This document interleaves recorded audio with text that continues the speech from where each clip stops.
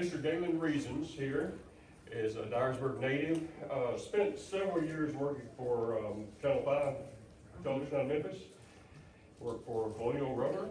I don't know. No? I worked 50 days for Sylvania. Sylvania. Okay, you all really prepared for this introduction. I didn't give him any information. I didn't know. And he's here to tell us about some of the commercial travel that used to be available here in Dyer County back for many years. And I'll turn it over to Mr. Reasons. Thank you. Well, it's been a long journey, about 80 years, as a matter of fact. Right there is where I got started, October 10th, 1945. And you know what happened that day? President Truman was over at Reelfoot Lake. And he had to go catch a plane over at Miss Higdon's airport over there. It's now called, they need to rename that. So when Harry Truman came through town in his motorcade,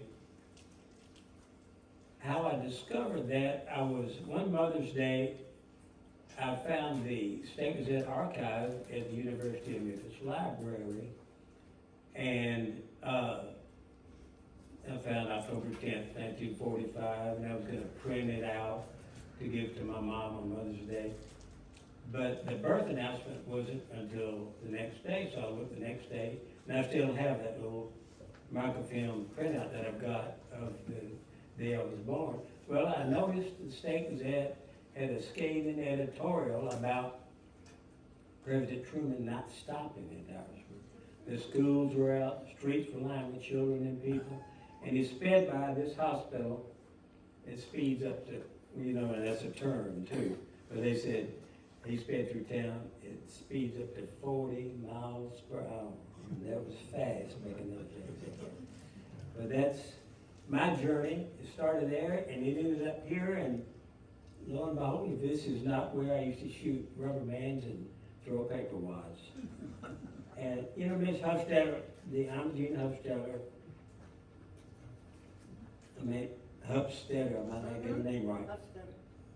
When I was working at Channel 5, I started there in '73. I got a letter from her in 1979. I didn't even know she knew my name because I was always getting in trouble. And she was, it was the sweetest letter. I still have it because I keep everything. And she was just enjoying the moment. And so tonight I'm sort of dedicating this to her, since this was her library when I was here in 1959, 63.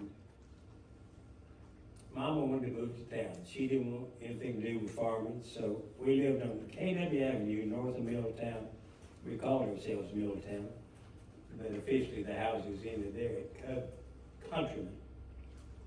But anyway, growing up there, Edward Johnson is one of the people I remember coming by, honking his horn. We get hopping it back, we're going to the cotton patch. So that was the first transportation that I remember, except as a child living at 1210 KW, I would see the train. Well, we lived on Schaefer a little bit before we moved over to KW. Or Curry, I cannot remember. My brother, bless his soul, he could have told me everything about it. I thought clouds were made by trains. Does anybody old enough to remember the smoke coming from the trains? I would see the clouds, and of course when the steam is going, it'll be a white cloud, but there was a lot of smoke. Our driveway was made out of ash, so I don't know where that came from, either the cotton mill or the railroad down there. But we, it's such a circle. It's like I said, we were beginning here and ending up back here. Everything that I've done ties right back on the highways back to Dyersburg. And when I went to Channel 5, their steamboat whistle was their icon. And here tonight we're going to be talking about steamboats as well. I will veer off, but right here at the foot of Main Street, this packet boat, or this a keel and a packet boat, there are actually 3 boats docked there. And I noticed on this map, right around where the depot was, they had the spur, and that's Mr. Tiger's spur. The Mark Twain steamer was parked down down on the river because when they cut the canal, they cut a canal. I'm assuming many of you know a lot more about this.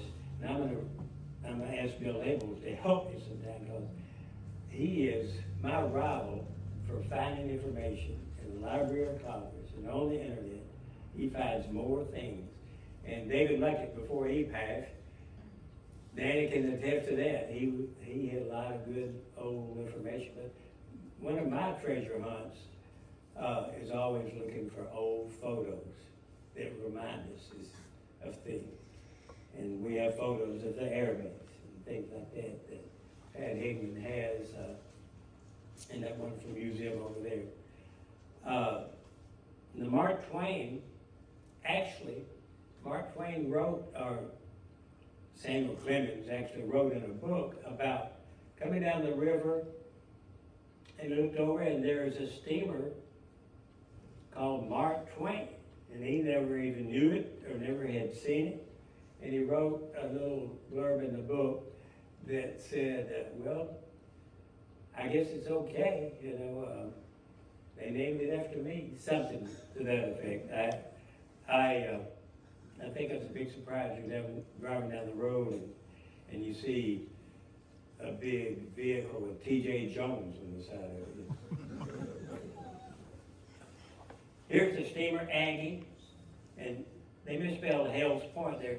Now, most of these ads and things I find in the Memphis newspaper,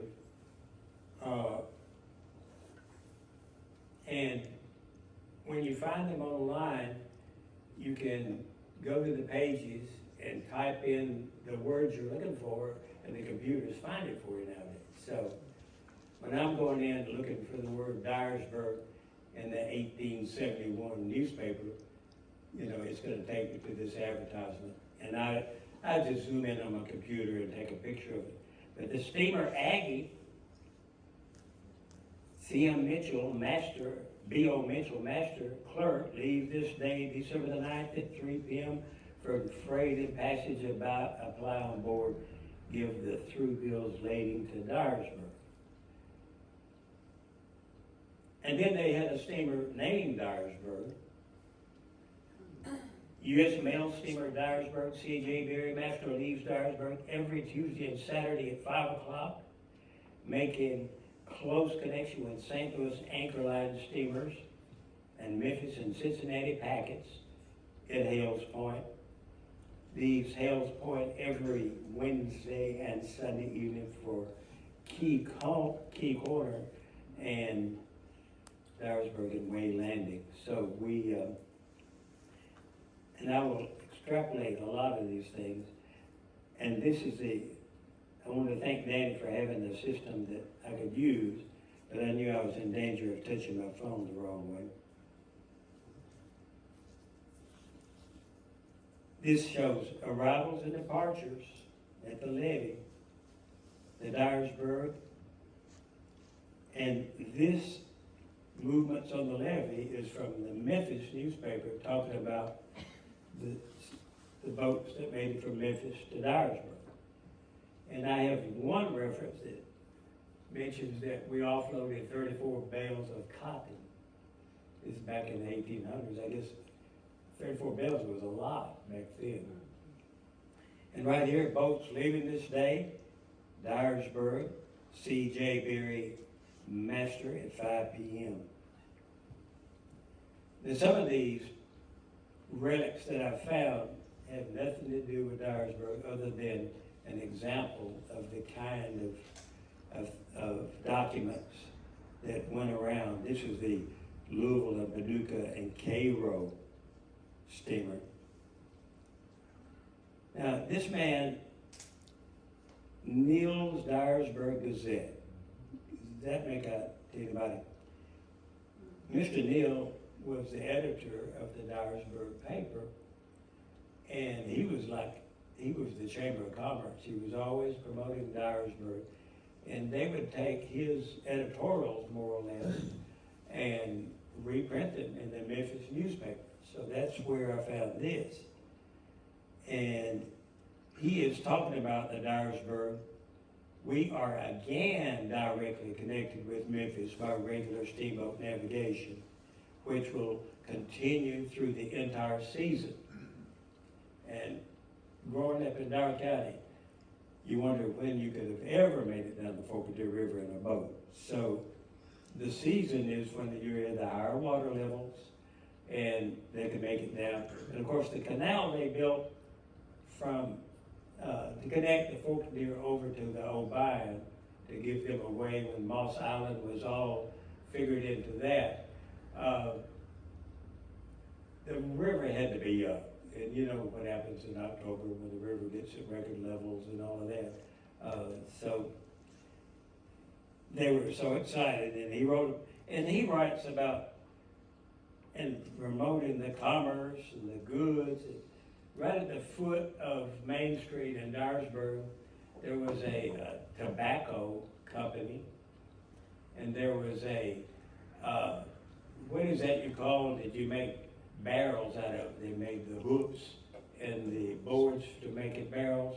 It was on the west side of Highway 51 there. And then right at the very end where the railroad would come in and either offload or load commerce that was going to Memphis. But it was right next to another plant right at the foot. And that some of these, you don't mind if I jump around because these photos are, we're into the rivers and bridges now. And of course, this is the bridge into Missouri that didn't open until 1976, but they first started talking about it in 1945. And I remember reading one time that Fats Everett introduced in a committee something about let's build a bridge in Dyer County. That was in 1949, and then you fast forward to 1963, and I'm working at Piggly Wiggly, and the employee restroom was in the executive quarters of K.W. Rogers. And you go in there, and I've been a curious kid ever since I was born. I overhear a conversation, and King Rogers had said, they're gonna build a super highway out there, and he described where I-55 is right now. And King Rogers was talking about buying property where the I-55 was going. So you see how things come full circle. And that bridge, you know, when it finally opened in 1976, there was not a way to get across the Mississippi River from Cairo all the way to Memphis. But then you look on the other side of Missouri, there was no real big city attracting them to cross. So it just became a necessity when the interstate system was expanding. And, you know, how many of you drove across these bridges in Dyer County? I got some pictures that look, when it was under construction, the Lennox Bridge was under construction, there only it looked like it did when we were driving over. You know, the boards were missing and all that stuff. All right, there's the Shepherd Ferry. Did anybody ever just go down on Sunday afternoon and ride the ferry to cross the river and come back as a passenger? Yeah, Sonny's uncle And for free? was It the was captain free. of that ferry. Who was that? Sonny's my husband's uncle. His uncle was the shepherd? Oh, wow. Look at that log truck coming this way.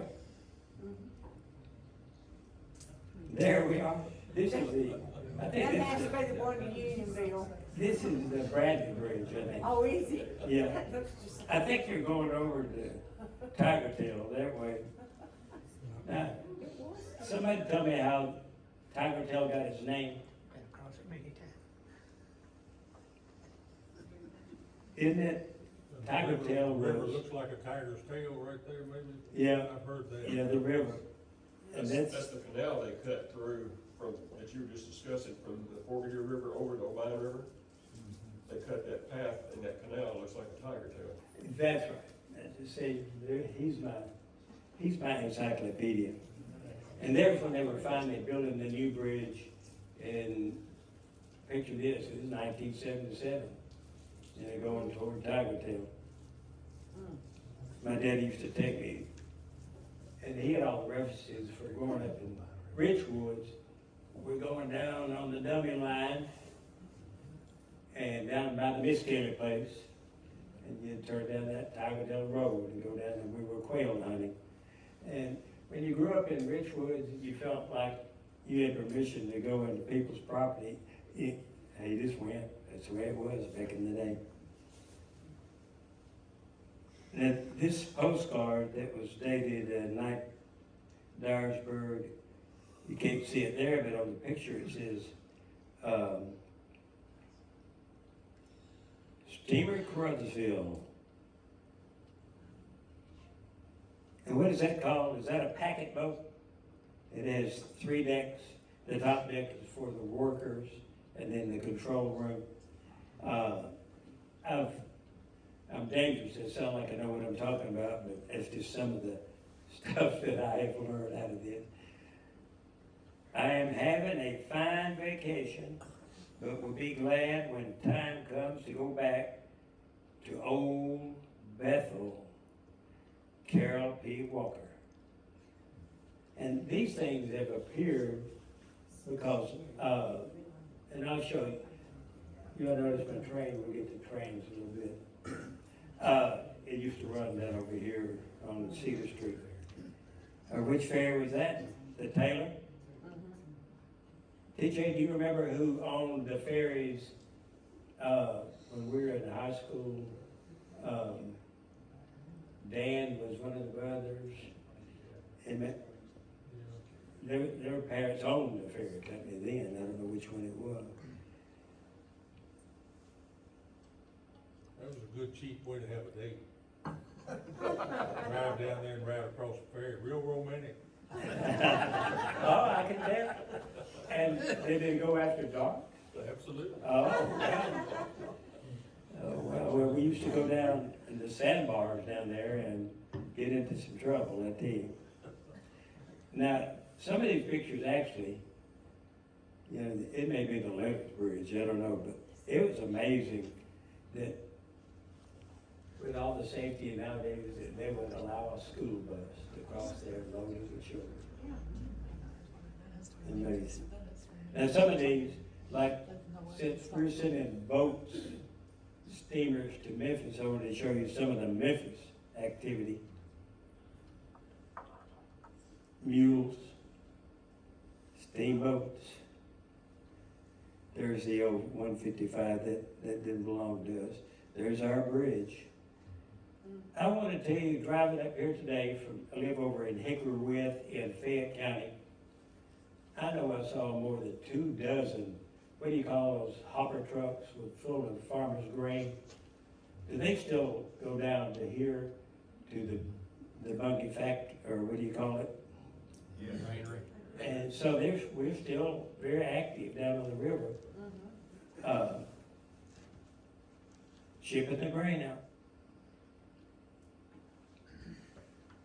I'm getting in trouble now. Now this picture, Dan, have you seen that?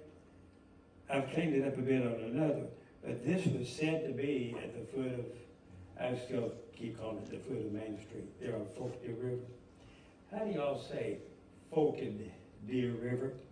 Forked River. Forked Deer, we don't say Forked Deer, do we? No. When I was in the Army, then over in Germany, I was talking about the Forky Deer hardware store. And those Yankees were laughing at me, like, I said, well, you don't say naked, like naked, you know? Yeah. But, I'm still go back. There's our bridge. How many went to the opening of the bridge? 76. You know, Channel 5, we sent a helicopter up to get some aerials. We didn't have leave to helicopter then, but there was a pilot who flew up and we got some aerials. Memphis. I don't know, it was like a president to me. That's the Sultana, do y'all know that story? It's nothing about Dyersburg transportation, but they're redoing the museum over there. We got an old school building, and it used to be in a small little house. It's supposed to be quite a disaster, you know, quite a museum over there. And of course, those of you who are unaware, the Sultana exploded just north of Memphis on the Mississippi, and more people died in the Sultana disaster than they did on the Titanic. And the one reason we in news see this a lot, the reason there was not a lot of verbiage about the Sultana and that major disaster was some other big news was going on the very same week. John Wilkes Booth popped our president in the back of the head. And so the media, still today, despite all of the technology, they move in swarms. And so by the time these people have gone on trains and whatever to get up to cover the Lincoln assassination, Sultana lay at the bottom of the river, the pieces of it. There's the other fair, well, we already said the shepherd, though. I wanted to show this picture the way I've got it displayed to promote the museum. They didn't ask me to do this, but there is so much history in this museum. Those of us who love to see it all, it's here. These pictures are back there. Well, I've got some more later, you'll see later. All right, this is at Cottonwood Point. Who knows where Cottonwood Point is on the ferry? Exactly. Did y'all have a ferry at the end of 19 there in the halls? Pardon? Did y'all have a? Yes, yes, we did. Okay. So Lauderdale County was famous too. Yep.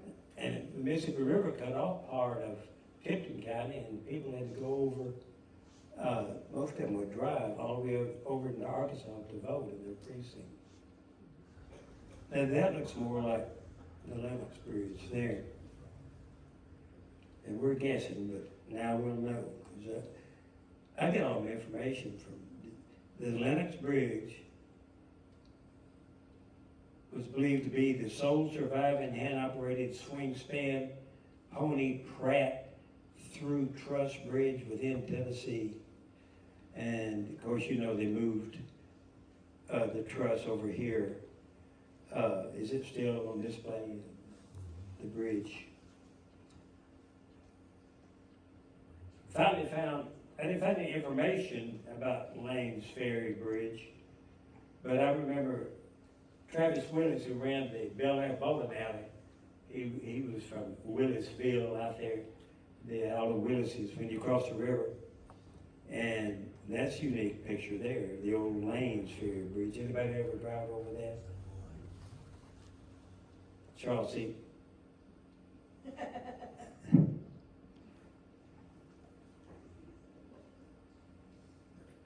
And I've got a lot of copies of Tom Neal's article. All right. There's an under construction photo. Now, does anybody know why it's called a stagecoach? Because it would only travel in stages, and usually 12 miles was one stage. We see the movies where they're going and going and going, and the roads are pretty smooth, even until they have a scene where they fall off the stage and all of that. But stages of about 12 miles were to get new horses. So I can't imagine. Well, when we get into the steam locomotives, you had to have a tank of water just about every 10 or 15 miles, so they could stop and take on more water because they were burning that water, usually as a steam. This was the aristocratic-looking stagecoach over in East Tennessee. We probably have maybe a dozen pictures now of the cotton wagons on the square. And there was a discussion the other day, and I can't remember who posted this to show where the old Opera House was. Dad, why did you do that? Somebody wanted to know where the Opera House was. I think Bill Babels did that. It's a is what pocket happened. park now. Yeah. And so we had an Opera House over there. It's vacant now where First Federal was. There are your wagons. And your saloon. But there's the State Gazette right there, next to where Cobble's men's store was. And when they moved over on Mill, the WDFG was in that building. WTRO was in the Cordell Hall building. And one day after I got out of the Army, I was working for Clyde's Bid Shop because Mo Blaylock, when I got drafted to go into the Army, Mo went to work for Otis Manor. And even though you could get your job when you come back from war, more or less, I wasn't about to take Mo's job. Or I always didn't need another, and I wasn't a good salesman anyway, so Clyde Perry hired me. And I worked over at Clyde's, and Carl Minton walked in there one day and said, you want to come to work out the radio station? And the Lord has led me every step of the way, and I'm not surprised looking back at how all that happened. But that's how I ended up at WTRO. And every story I tell myself shows you how much attention I didn't pay in school. But one day Al Wood called me, and I was still at 1210 KW, and I didn't marry my wife. You know, they say about a man, it's like the old Bob Dylan song, just a rolling stone with no direction of own. Well, I found my navigator when I married June Bowen from Churchton, Tennessee, and I've been on a pretty good direction ever since. And she was an educator. Her whole family were educators, the Bowens, Bobby Bowen, Newberg. Anyway, you see how I drift off like a piece of driftwood? Now roads, back in the days, y'all gonna have to tell what time it is because I'm not moving very fast here. All right, let's get through some roads. Roads, this Scottish guy named McAdam invented road building where you elevate the roadway for drainage, and you bring in stone and you lay these layers. We were finally, this is south side of the square, the old jail somewhere down there eventually. And we were using wagons and mules and a pile of rock there. And you know, back in the day, you had to have horse insurance. National Horse Insurance Company from Louisville, Kentucky. You had to put her down. I don't know if you would get paid or not if you had to put her down. This is Cotton Carnival Parade. When I was doing some research about the Memphis Cotton Carnival, they want to brag about they started the Cotton Carnival. I found even in Louisiana, down in the Cajun country, they were having Cotton Carnival parades before the turn of the century. You go across the river here at Cruddsville, and there in newspapers you can find Cotton Carnivals going on. But Dyersburg started theirs in the 30s, and I have some of the programs that Pat has from the air show from the old Cotton Carnival in 1939 and 1940. well, what do you call it? That's not a stagecoach. Now, if you wanted to get down to the ferry, and you hadn't bought no automobile yet, as they say, Dyersburg and Boots Point Hack Line makes regular trips from Dyersburg to Boots Point every Monday. Telephone 146, in case you didn't remember that number. Gentlemen had to get out of the stagecoach when they're trying to travel. I mean, there's no such thing as roads, really, you know. It's where a farmer had been driving his cattle. It's where he'd be pulling his mule-driven wagon, and it would cause ruts. And when you get over to West Tennessee with all this gumbo and all of that mud, I imagine that's why most of us, it's like, I remember when I got drafted into the Army, I'd never been out of West Tennessee. And so now, look how far we ventured. But we have transportation modes where we can get out. So even though they were dressed in their top hats, they were out here pushing the old stagecoach up in the mud. By steamboat, stage, railroad, and steamships. And you'll see, there's an old railroad steam engine, there's a coach, there's a railroad, and there's a steamboat. And like I was telling y'all about going across from Memphis to across to Nashville, you had to ride every one of these. I don't know who's doing all that traveling then. Who knows about Isaac Tygart building the railroad that comes to the foot of Isaac Tygart was born and raised in Friendship. Friendship had a depot. I've got a picture of that. I doubt if I'm ever going to find it as slow as I move it. But you can see Dyersburg, Tygart, Friendship, Crockett Mills, Alamo Bells, Roberts, and where is Island Junction? I don't know. But Isaac Tygart, he ended up in a bank over in Halls, but he started the GM&O Railroad, or he was the head of it at one time. This has nothing to do with Dyersburg other than showing you, they even had a sort of a steamroller where they're having to cut in front of the wagons to sort of level out the road in a parade. There you go. That's one of the most iconic. And I get my crayons out a lot without even anybody's permission when I send a photo, and I might colorize it. I didn't do that one, but that was an old black and white photo. You'll ever heard of the Per-Year Drug Company? But look at there, Fork and Eater Hardware right there.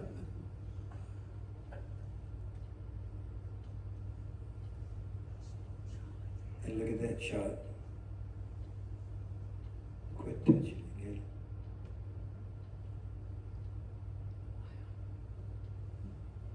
Can you imagine? If you watch Gunsmoke, a lot of times when it's raining, you can't imagine how any of these wagons got down the road. And that's probably why I saw the grain trucks today, is because it's warm and they're ready to go. Only 93 miles of station, Nashville to Memphis. Via Nashville and Chattanooga Railroad, mailboats to Decatur Railroad, to Tuscany. You almost had to go, and then you finally made it over to LaGrange by railroad. You had to go around into Alabama to get over here. It's 225 miles. 130 miles by steamboat, 90 miles by stage. And for comfort as well as speed, this route has every advantage over any other summer route. So that's at the end of that. I am too slow.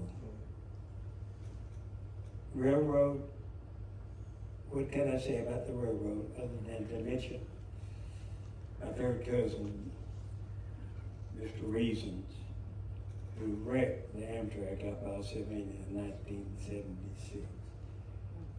And working for Channel 5 in and on top of all the news and everything. I was at 12:02 for Thanksgiving, and less than a mile as the crow flies over to where this happened.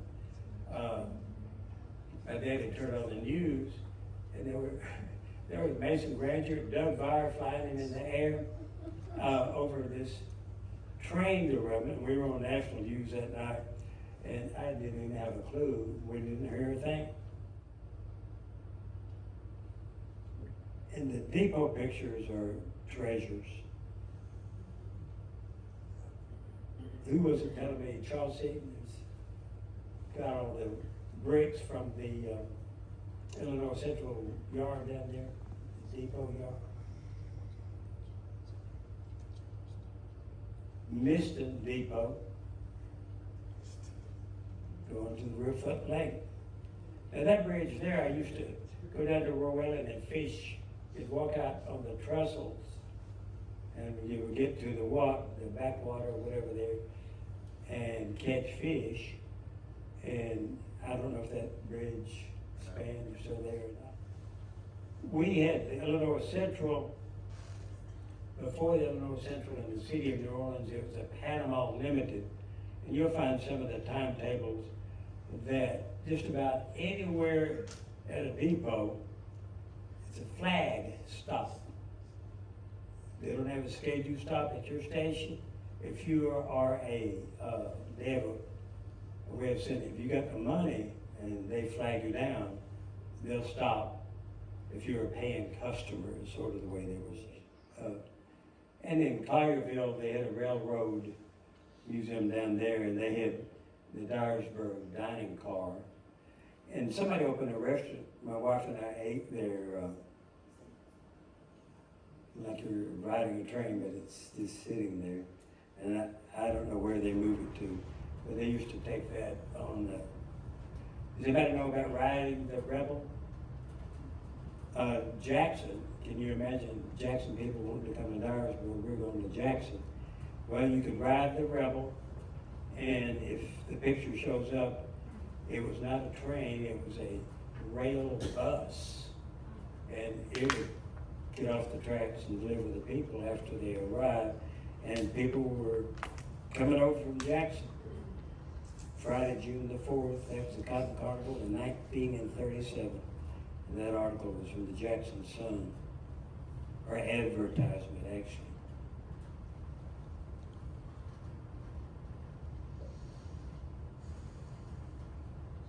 That's when they were building the Lennox Bridge, or no, I don't know which one that one is.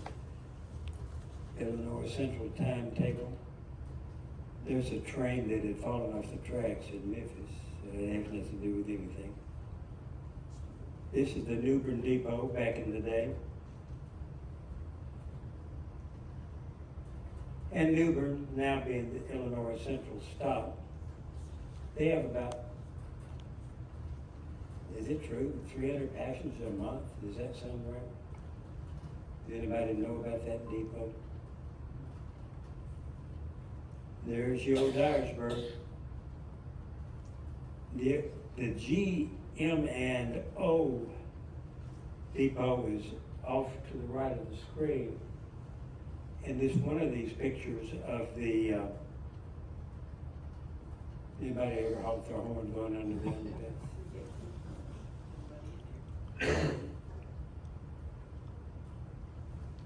I don't think we had to deal with much snow. And up at New Bern, I don't know if they were information or salespeople would come around, the train would stop, and they would present their product or their information. And this is in New Bern.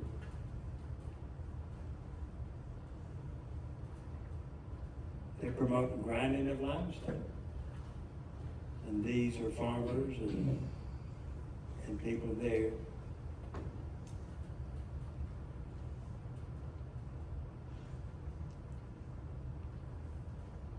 This picture was taken on the Rowellen to Tiger Railroad Trestle. And of course, I didn't even know, I hadn't given him much thought after I found out about Tiger's connection to the railroad. The town was named after him, Tiger.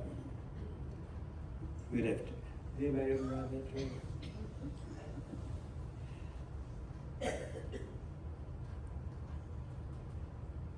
I went to the, in Dearborn, Michigan, the Ford Museum is a very thorough museum, and it showed a chariot up there, and there is a theory, Paul Harvey did a segment on it called The Rest of the Story one time, and they claim that all the ruts caused by the chariots, then come wagons, then come trains, that the width of those axles, because they had to fit on the road. And if you can imagine a train, if they built only 1 foot wider, how much more freight that 1 foot over all those years. And Fred Smith would figure that out, and he was trying to get the interstate, whatever, trucking commission to let them drive longer than, how long is a truck? 63 feet.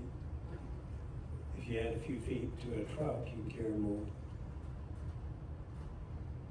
Y'all know that Fred Smith's daddy used to drive a bus company that he owned to Dyersburg. He started the, it was a precursor to the Greyhound station. And it actually would come, I don't know if it's the same building, but Greyhound, when Greyhound came and built the bus station here, there's the Tin Can Railroad. Does anybody know if it still runs? One day, I always heard that Uncle Charles got killed by a train. And I asked my grandmother when she was 92, Grandmother, you still miss Uncle Charles? And she told me it's really helped me in a lot of situations with dealing with situations of your friends. And she says, hon, a mother never gets over the death of a child. And I went to the internet and I found Charles Reasons killed by the train in Middle City. And you can't imagine how slowly the trains were riding back then, but Uncle Charles was hitchhiking. And my dad was born in 1918, and he was the oldest of the 6 Reasons children. So I don't know, he was hitchhiking, and he got to sit in the middle, and he was the only person who didn't make it through the crash. But they were crossing there at Middle City on that track. And of course, you go down to the museum and you see all of these pictures of the Minglewood Box Company. And that railroad that they would build is what my dad would call the dummy line, because they would take up the track after all the logging was over. And this was by the Louisville, Kentucky company, Minglewood Box. And they had, you can see the pictures they've got back there of the hotels. And even Tiger Tail had a hotel. If you look up there, they used to have like 52 buildings down there, and some of them were houses, but it was, towns were everywhere because we couldn't go anywhere.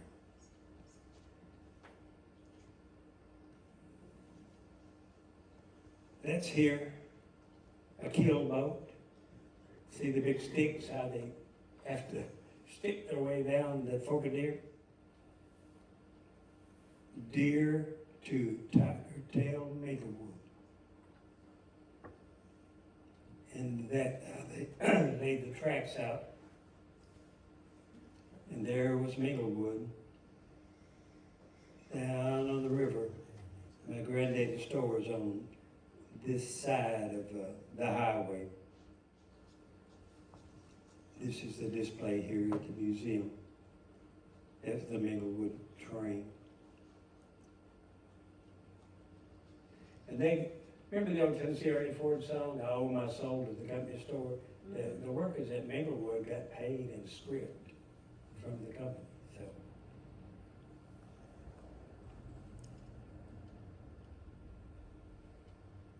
so. All about trains.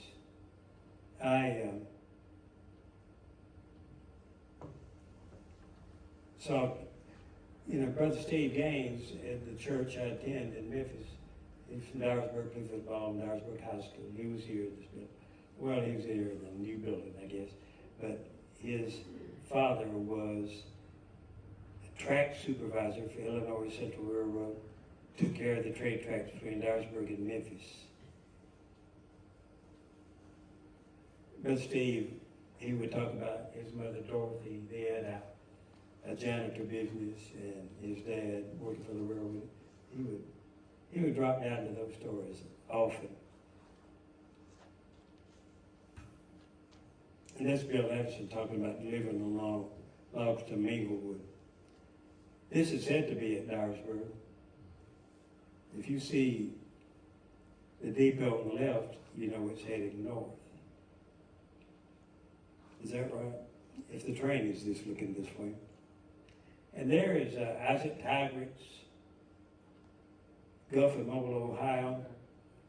Years later, his nephew, John Tigrick, is the one, he invented some little toy. He lived over in Jackson that he eventually became a zillionaire out of all of that, but he was in the toy business. We used to get one in a cereal box that you would take out and you set it on your glass, and it was like a woodpecker would feel its beak, and then it would sit up. Y'all remember that? That's a museum picture.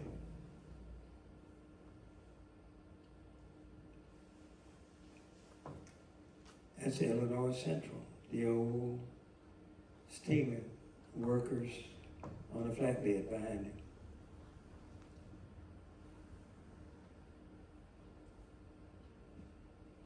Its route from Tennessee 104.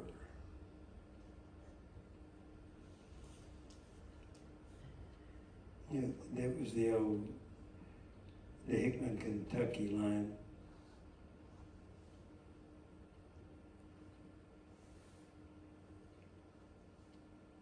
(1920) leaving Dyersburg, making those clouds.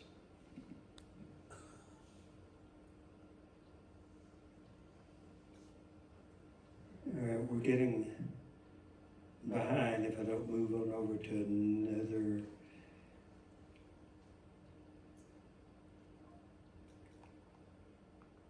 I'll just flip through some pictures of automobiles and trucks and bicycles. And you can look at the different, of course there's a Halls Air Base where they used to do all the drag strip and move out of the way for the museum. And those are still the square back is up Model A's or Model T's. And there's the old Walker barbershop down the alley below Mainers. Food Town grand opening, look at those cars. And all the different, what is that, 60s? The Iceman used to come to our house at 1210. Braswell Street was the city limits, and we had, the Iceman would turn his mule around there and get his tongs and bring our ice down to 1210, 3 houses down on KW Avenue in Middletown. This is a car of 1932. They're lined up at the ferry. Gaylon, that last picture, go back to that one picture for a second. That's Miss Monroe from Miss Monroe's Flour Mill. Oh, wow. That picture you got there. It's probably when you posted. Now, these Model Ts were parked along the court, and one of those other wide shots where Bill was showing where a hotel was down by the jail, that part of the Big Boy Junction. And now it's got Uber and all this delivery with KW Rogers with all of his stores. Some boys over on Harris that drove one of his trucks. And Colonial Rubber, their plant burned up in Indiana, Illinois, and we were the recipients of their rebuild. And when Dan Hotel and ran Colonial Rubber, they moved here. And remember the Ham House on 51? These mostly I was just showing cars without just a close-up of a car.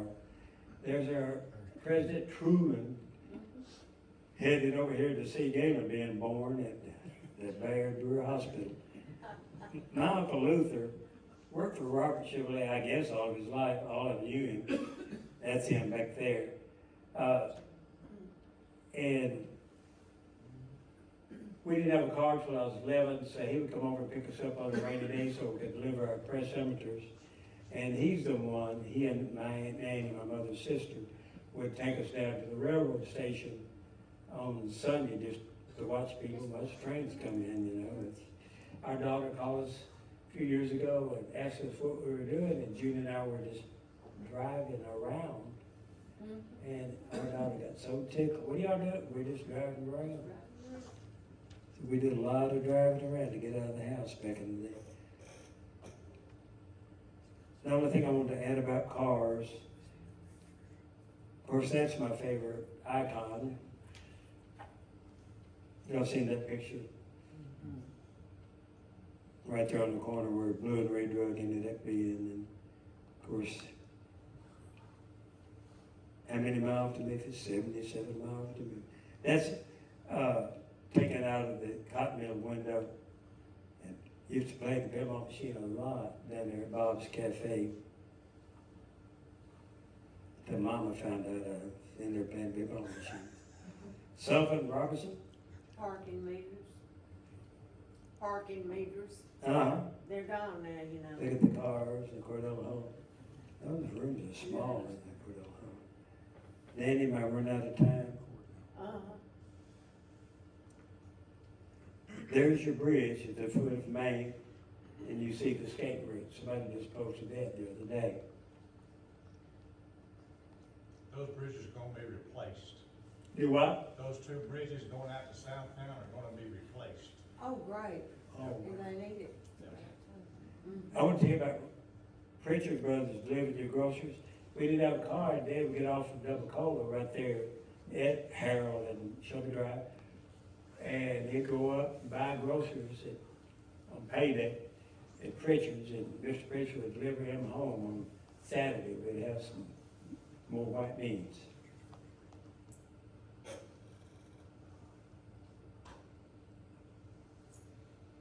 That's our mother's best friend growing up there. There you can see the water plant. So nobody knows when we started getting electricity here.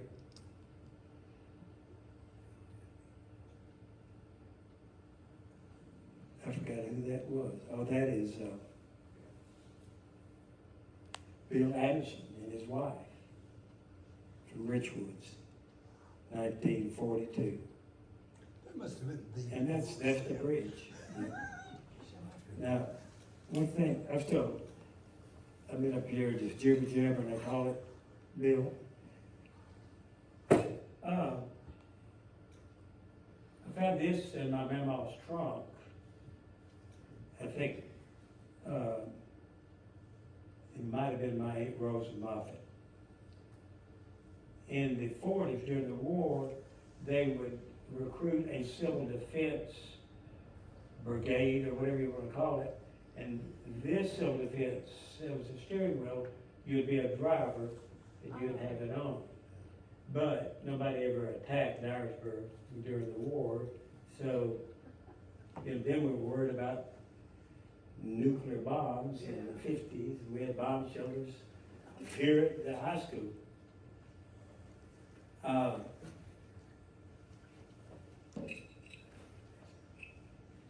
Once we get there, we're gonna get ready to show you one of my little finds.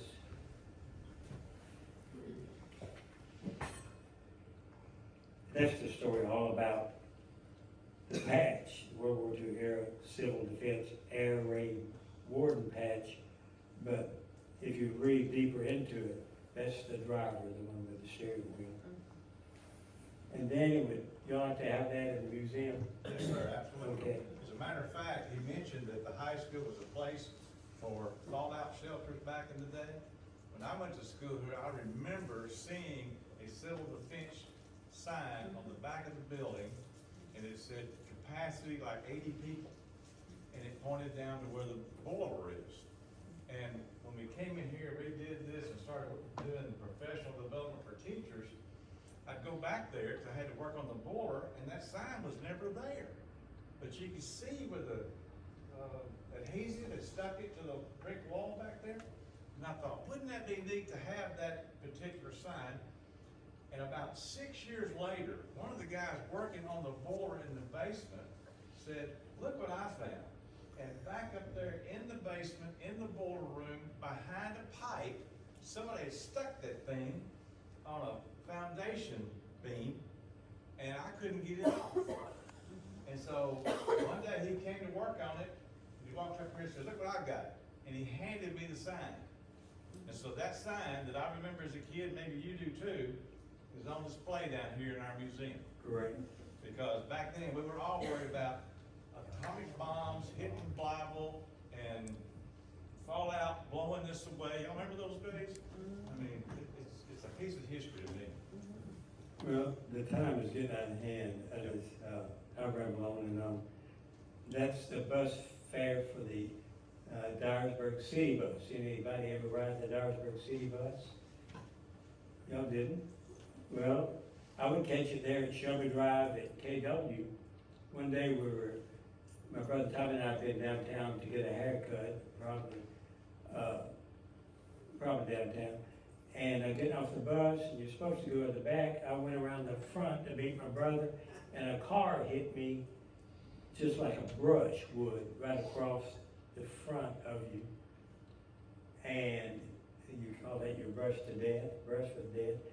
But I remember seeing that car getting stopped down in front of the AG's house by the time they had on the brakes. And guess what? When Tommy told my mother, she whipped me. To teach me a lesson, don't you ever do that again. And I had learned a lesson. When you're a kid, no matter what happens, it's your fault. I know. That's how small that is. That coin makes me think that we need to thank this gentleman for what he's done for us today. I'm sure he'll stay longer, but I have a bicentennial commemorative coin that I want him to have because Dyer County is 202 years old now, and we're celebrating the country's 250th anniversary this year. So I'm gonna let him go as long as he wants to go, but don't feel bad if you need to get up and leave. Let's give him a round of applause.